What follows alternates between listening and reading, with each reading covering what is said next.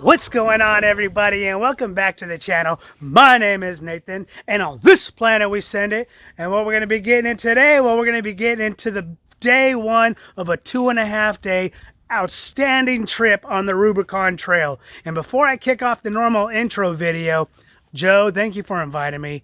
Not only was it at the top of my bucket list, as I'm sure probably some of the other viewers, at least close to it, I would have to say, along with you and all the other crew, as far as like the experience and niceness that just about everyone brought, just about everyone. And it was an absolute blast, and I am so glad and grateful that I was able to come along. So the plan for this video is, what I'm going to do is I'm going to go ahead as we make our way up to the trailhead. I'm going to briefly cover some overarching things to consider about the Rubicon, just as far as like what to expect. And then we're going to end up over at the trailhead. We're going to go ahead and air down and immediately get right into it. We're going to start off at the gatekeeper. Then after the gatekeeper, we're going to be going through the Granite Bowl, go over some different obstacles on the way up as we travel to the other side of Loon Lake that we sort of enter in at. And I think it ended up taking us like 4.5 hours or something to do the first like 1.5 miles. It's a pretty slow pace. But once we get done with that, we're going to be moving on our round over to the Soup Bowl. We're going to have some lunch after that, and then I'll show you kind of a little bit about the scenery on the way over there. And then we're going to end up over by the Little Sluice, and Little Sluice we're probably going to spend a little bit of time on because that's a pretty intense obstacle. It's probably the most intense obstacle of the day, so we'll spend a little time there. And then after that, we're going to be like some billy goats, some mountain lions or something on the side of the mountain off camber, just going along the rest of the trail all the way over to where we'll end up in Spider Lake, which is, I think, more popularly known as Buck Island Lake. And then when we get to that point, I'll probably talk about some of the things to consider that if you choose to make that location your camping site, you know, there might be some things you want to have a little heads up on. But all right, I got a plan in place. Risks are acceptable. Let's go ahead and send it. Good morning. It is game day. Sunrise has not yet occurred. It's starting to come up, and we have just left Georgetown, California, and we are heading to the Rubicon. Finally, after months, and for most of the team, years of preparation, it is time to go ahead and send it. I am excited, I am scared, I am nervous, but most of all, I'm with a great group of people with a ton of experience, so I know one way or another, everyone is going to get through. All right, I'll see you when we get to the air down. So I don't anticipate everything I'm about to say to be necessarily groundbreaking, earth-shattering, or anything like that. You probably have heard some of these. But one of the things I think it's really important to understand when you come to the Rubicon is it is relentless. It is non-stop. You're going from rocks to rocks, or rocks to boulders, back to rocks. Maybe you're going to be on some flat granite, but it's off camber, and it is definitely nothing to play around with. As a matter of fact, the saying, as the Rubicon is going to find your weakness, holds true. And as a matter of fact, I would say the one thing that I didn't really hear too much about the Rubicon that I kind of experienced, it was you're on especially day one, there's no real trail markers. Occasionally you'll find some along the way, but there's no real trail markers. And I say that because you're kind of like on the side of a mountain, so you really need to have either a map or like maybe an offline application, you know, Onyx or Gaia or something, to go ahead and navigate. As a matter of fact, the leader, Joe, he walked literally probably over half of the 22 miles in total over the 2.5 days, and he said he found it easier to navigate by walking than he did in the Jeep because it's easier to see the trail. So definitely something to make sure if you're coming out here, you know, come out with someone who's done this before, and also come out ready to do some land navigation. Bob in front of me here actually didn't make it to the pictures that we did the day before, so he grabbed his picture, and now we're making our way down to airing down and getting ready to hop on the trail. Here we go! Yeah, baby, we are here! Tail is rolling. Copy.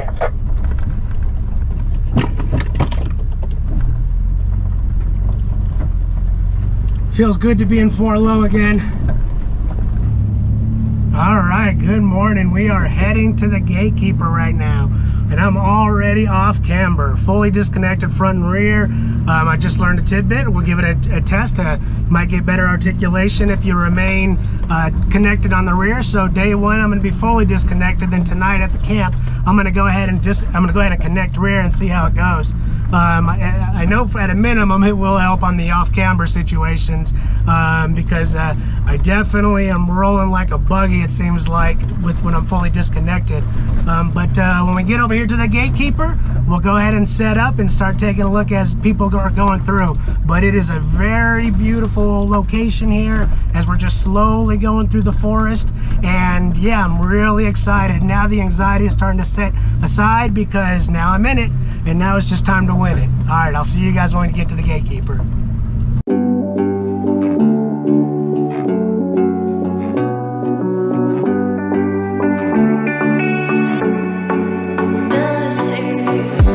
Looking on my back and you are still the same. I try to figure out why you can tell us stay. And I know you know all the things that made us. My feelings for you don't go. And I know you know all the things that broke us. I still have to let you go. Take my hand and follow me. Out of you in my fantasy. Something cool, just something sweet. Follow you in my fantasy. I'll be there, you'll be with me. Out of you in my fantasy. A place for me, a place for me. Out of you in my fantasy.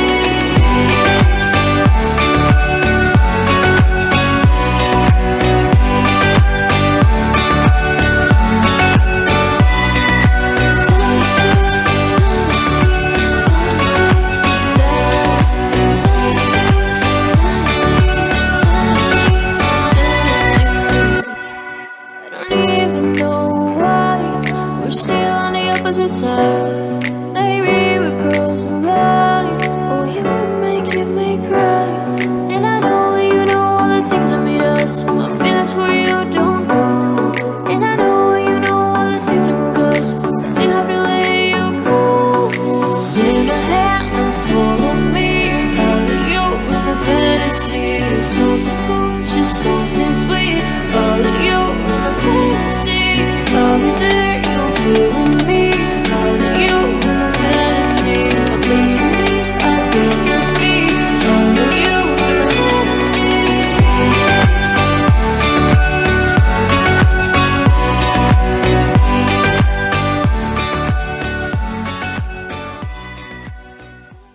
So once you get by the gatekeeper, you're right over there by the Granite Bowl, and honestly, I wasn't expecting to get there so fast, or at least I didn't take a look at a map. If you look on a map, it's obvious.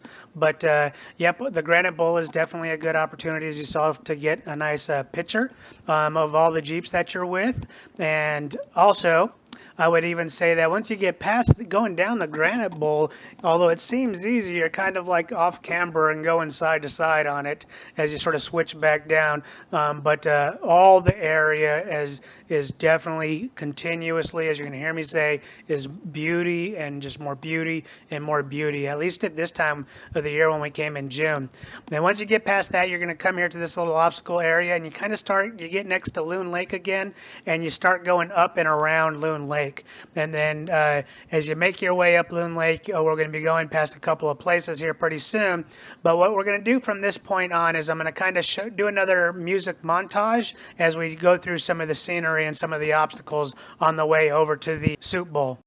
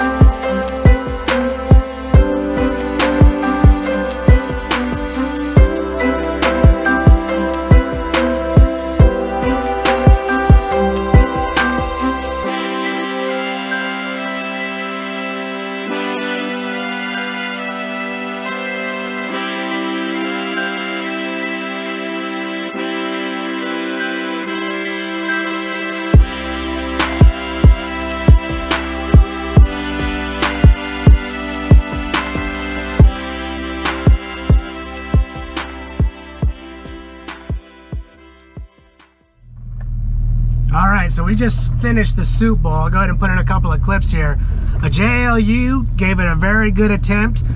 You'll see in the video there that it's really, really wet and was unable to do it. As a matter of fact, the JL has a V8 from Motec, an LT1 10-speed.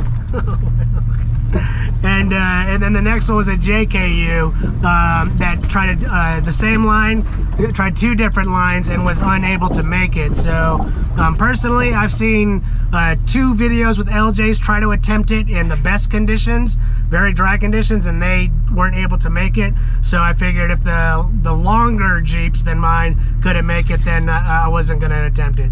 But it is definitely, we are looking right now at just some of the most beautiful scenic areas. We got just snow-capped mountains right now, and we're in the middle of June. The Sierra Nevadas just really are a beautiful area. And the Rubicon, I mean, you're definitely just non-stop rock crawling. With the exception of the soup bowl right there, we haven't really hit any hard obstacles. It's just everything is non-stop. But while you're going, you're just seeing. While you're going, you're just seeing beautiful scenery. Good. And that's our spotter, Joe, out there, who's kind of leading the group, getting everyone through. Even some of these simpler areas can get technical real quick now that all of our wheels are wet. But I'll go ahead and break over. I think we're going to be stopping here in a little bit for lunch. So when we get over there, then we'll go ahead and show you what everything looks like at that point. All right, I'll see you then. I didn't realize in that clip how close we were to our lunch location. It was literally right around the bend here. And then, so we stopped here for about 30, 45 minutes or so, and then we got right back onto the trail. And then 100 plus yards or so down the way, we found ourselves at Little Sluice. Now, I decided in order to pay proper homage to Little Sluice, probably the most challenging obstacle we faced on this trip, for this video, I'm just going to show some of the highlights to some music. However, I'm going to create its own spin-off, a video only about Little Sluice, so then to show everything in full detail in order to pay proper respects to such a challenging obstacle. All right, let's go ahead and send it.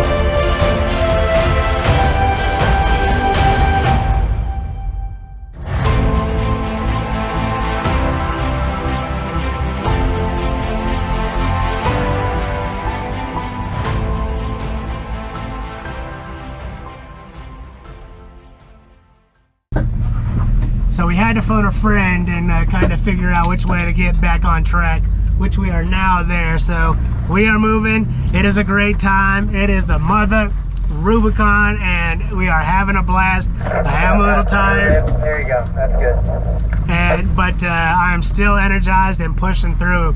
I'm very happy. I'm really happy with how my LJ is performing, even though I didn't make it up Little Sluice on my own. But you know what? Looks like a bit of a drop there. Look like tons and 40s is just what's going to have to be now. And Hydro Assist is coming to my LJ soon. All right, I'll see you guys. Let's go ahead and kick off some music and show you some of the beautiful trail as we move on through. When you see me hanging on like this, and you're doing good. That's where I want you. When I'm hanging on like this, I'm in some off-camera position. I wish I had one of those pitch and roll things. I'd be able to tell you, but it's probably not too crazy. But I just did a little slide, so. Low passenger now. What? Oh Good. my goodness.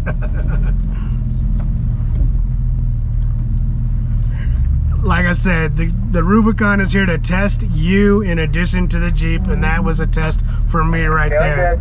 good. Go a little driver for me. I don't know if I passed, but I got through it. More driver, babe.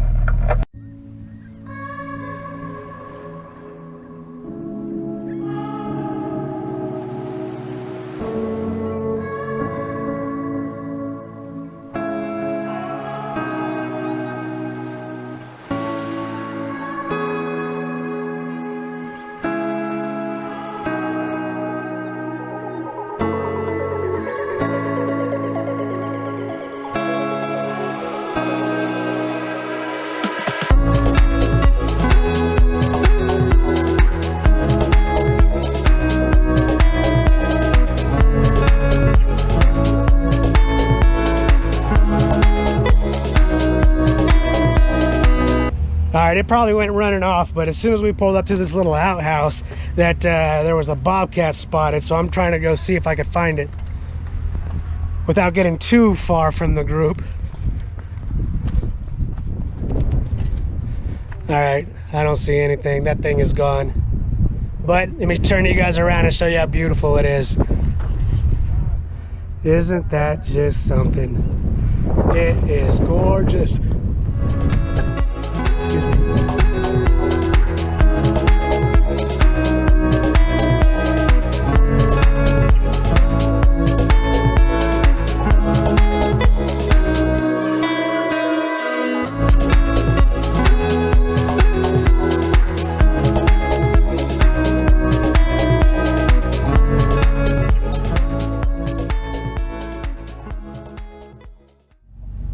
You know, I'm hanging in there and everything. I gotta be like extra cautious even when I'm doing these videos. Things all flying around everywhere.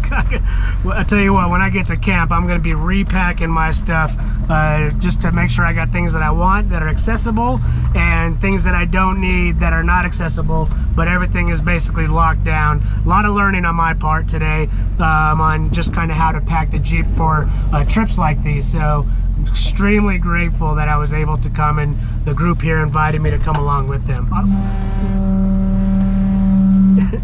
I'll see you guys when we get to camp. Let me see what's going on here.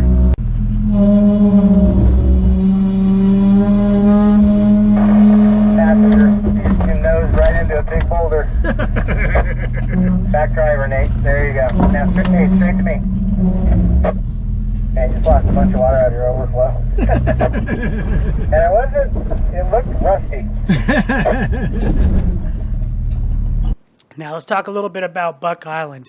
You know, let me get some of the bad things out of the way. I fortunately was able to sleep through it, but some of the crew said that there was people at like midnight revving engines, and also they were just like, you know, party music and everything. So if you decide to park here, you know, camp here, just be mindful that that's probably going to happen. You may want to try to find a place that's less, you know, a little bit more secluded. Unless that's your thing and you want to join that group, then you know, albeit. But today was day one, was the longest day. I think we started at about 7, we ended at about 5, total of just over, you know, 10 hours total. And according to the Relieve app, we are moving on average of 0.7 miles per hour. So it was a long and arduous but scenic and fun day. You know, and I just want to kind of mention the JK that took damage. I do want to highlight, I don't know if this necessarily would have saved the damage on at Little Sluice, but they did not have lockers, and I don't think that was necessarily caused, but maybe some rock rails probably could have prevented that body damage. As a matter of fact, when we get to day 2 and where I took damage, I'm going to go ahead and talk also about the 1 to 2 things that I think I could have done differently to prevent the damage. And I will say we were lucky to get to camp no later than about 5 because camping spots were filling up quick. It took us a little bit of driving around to find a location, but we did find a location. Once we got there, everyone you pitched up their tents, had some dinner, and then we found ourselves sitting around the campfire talking about the day, enjoying the camaraderie. And then everyone went to sleep just about, or maybe just before sunset, to where Bob and I, the gentleman who took the damage in the JK, sat around the campfire and closed out the night. But anyways, thank you for watching. I hope you enjoyed this video, and I'll see you on the next one.